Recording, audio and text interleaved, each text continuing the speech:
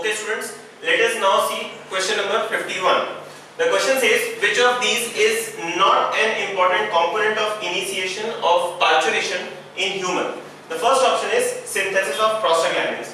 Children, please remember, prostaglandin initiates mild uterine contractions and further facilitates the contractions which are done by oxytocin. The second is release of oxytocin. Oxytocin is an essential hormone which is required for uterine contractions. The third is release of prolactin. Prolactin is essential for milk synthesis and increasing estrogen-progesterone ratio.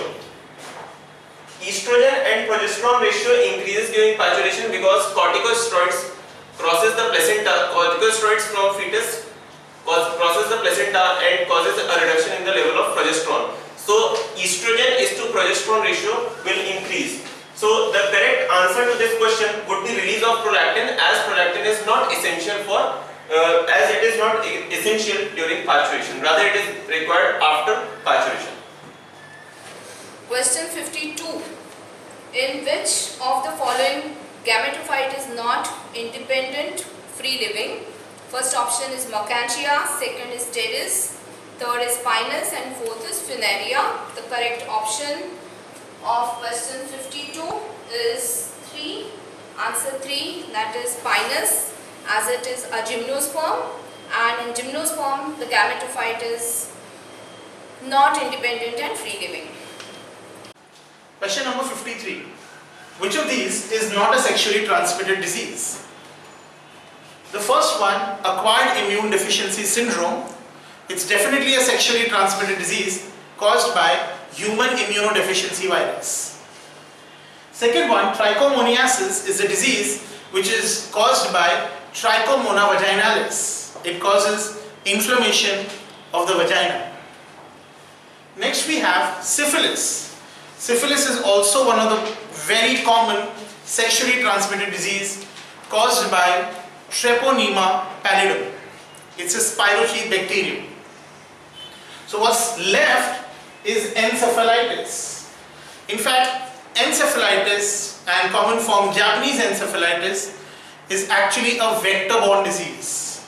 It is borne by Culex mosquito. So the correct answer to this question is 3, encephalitis. Let us see question 54. Leaves become modified into spines in option 1 is pea, option 2 onion, option 3 silk cotton, and option 4 is opuntia. Correct answer is, this is question 54. The correct answer is option 4.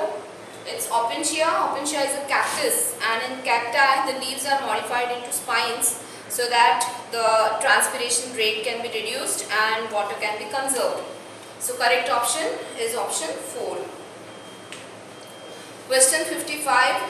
Which one gives the most valid and recent explanation for stomatal movements? First option is potassium influx and efflux. Second is starch hypothesis. The third option is guard cell photosynthesis, and the fourth option is transpiration. For question 55, the correct option is answer 1, potassium influx and efflux theory. This is because starch hypothesis was given in 1923 and it was by Sayre, and it was modified by Stewart in 1964. And potassium hypothesis was put by Leavitt in 1974, so it is considered as a modern theory. So for question 55, the correct answer is 1.